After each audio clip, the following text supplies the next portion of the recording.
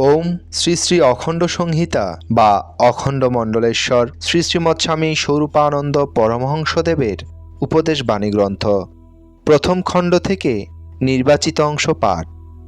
কলিকাতা, পহেলা বৈশাখ ১৩৩৪। পরম পূজ্যপাদ শ্রী শ্রী স্বামী স্বরূপানন্দ পরমহংসদেব কয়েক দিবস যাবৎ কলিকাতায় অবস্থান করিতেছেন।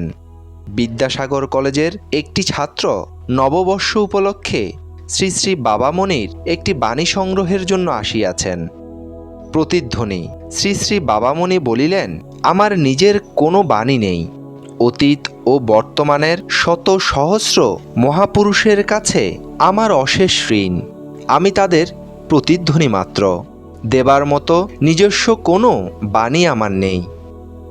যুবক বলিলেন, আপনার লেখা ও চিন্তার সঙ্গে আমাদের যে সামান্য পরিচয় আছে তাতে আমরা স্পষ্ট অনুভব করছি যে আপনি নিশ্চিতই কারো প্রতিধ্বনি নন।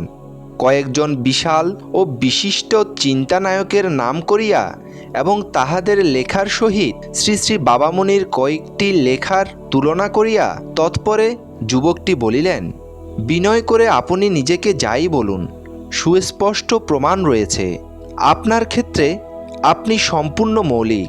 আপনার চিন্তা ধার করা ভাবুকতা নয়। আপনার পরিকল্পনা অপর কোনো নামজাদা ব্যক্তির সুকৌশল অনুকৃতিও নয়। ভাবে, ভাষায়, ভঙ্গিতে আপনি সম্পূর্ণ পৃথক, সম্পূর্ণরূপে বৈশিষ্ট্যশালী এবং স্বকীয় ব্যক্তিত্বের মহিমায় সুমহান। অনুধ্বনি। শ্রী শ্রী বাবামণি হাসিয়া বলিলেন, তাহলে আমি অনুধ্বনি, অর্থাৎ মহৎ ব্যক্তিরা যারা যা বলেছেন, করেছেন বা ভেবেছেন, আমি তাদের অনুকরণ করব বলেই অনুরূপ বলি না, করি না বা ভাবি না।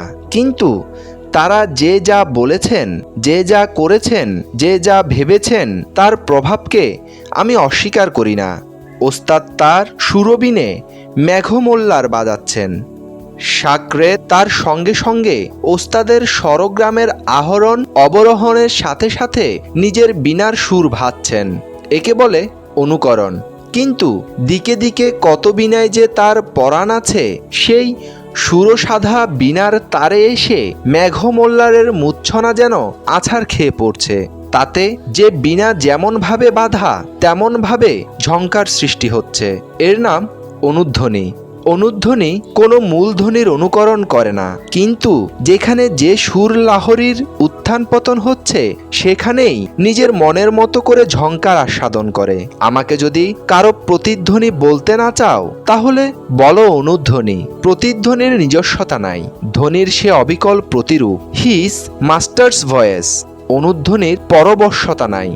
যেখানে যে ধ্বনি যেমনই বাজুক সে তার নিজ ধাতের অনুযায়ী সুরটুকুর ঝঙ্কার মাত্র নিজেতে তোলে এবং হাম্বির বাজাতে বাজাতে ধ্বনি যখন একবার করি মধ্যমে আসে আর একবার ধৈবতে গিয়ে হঠাৎ থেমে পড়ে, অনুধ্বনি হয়তো সেই সময়ে নিজের ভেতরে শুধু করি মধ্যমের আর ধৈবতের মাঝখানে থেকে সারা আহরণ করছে এবং তার ওই ঝঙ্কার তুলে তার ভেতরে সূক্ষ্ম শ্রুতিগুলির কাজ করছে।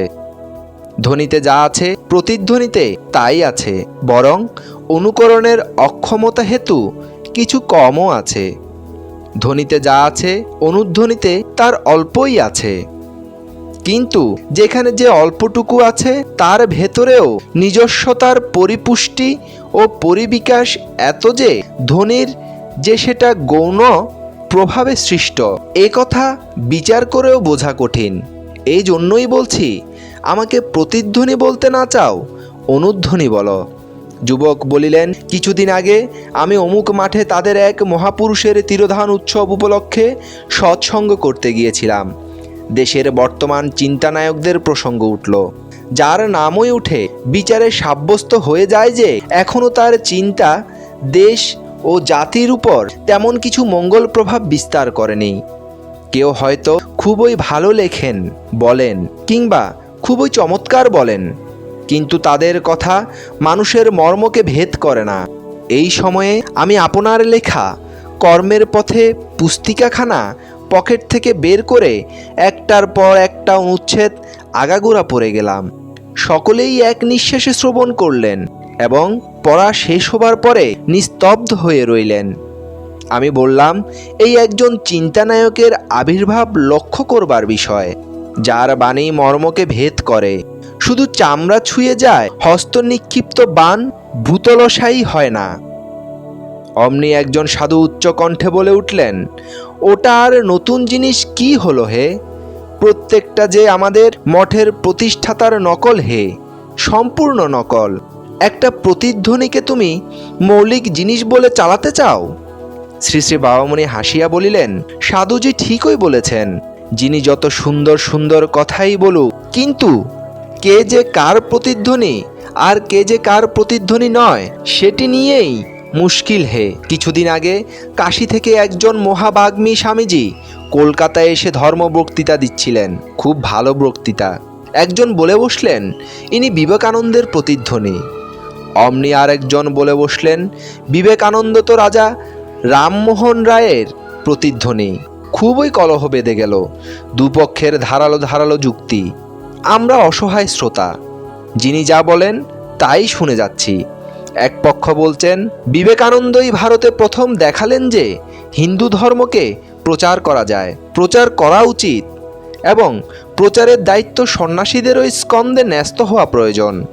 বিবেকানন্দই বললেন, ভারতের মৃত্তিকা স্বর্গের স্বর্ণরেণু, ভারতের ধর্ম নিরাশ্রয়ের আশ্রয়। এবং আজ কাশী হতে আগত এই স্বামীজি কলকাতায় এসে সেই কথাগুলোই বলে বেড়াচ্ছেন। অপরপক্ষ বললেন, ভারতবাসী যে বিবেকানন্দকে স্বর্গের দেবতা বলে পূজা করে, তার কারণ তার বেদান্ত নয়, তার প্রতিষ্ঠিত মঠও নয়। তিনি যে নারীর উন্নতির জন্য অন্তরে আবেগ অনুভব করেছেন, স্ত্রী জাতিকে ম্যানুফ্যাকচারিং মেশিনে পরিণত করে রাখার প্রতিবাদ করছেন, ছুতমার্গের তীব্র নিন্দা করেছেন, জাতিভেদের অবিচারে জর্জরিত সমাজে অত্যাচারিত নিপীড়িত জনসমাজের স্বাধীন সহজ বৃত্তির জন্য ব্যাকুল আবেদন জানিয়েছেন, তার এই মহা মানব মূর্তিই তাকে দেশপূজ্য করেছে। কিন্তু রাজা রামমোহনের লেখা খুঁজে দেখো, এর প্রত্যেকটি কথা বিবেকানন্দের আগেই রামমোহন রায় বলে গেছেন। এভাবে কে যে কার প্রতিধ্বনি তাই নিয়ে তুমুল তর্ক চলল, কিন্তু কোনো মীমাংসায় কেউ পৌঁছতে পারলেন না, বা আপোষও কেউ করলেন না।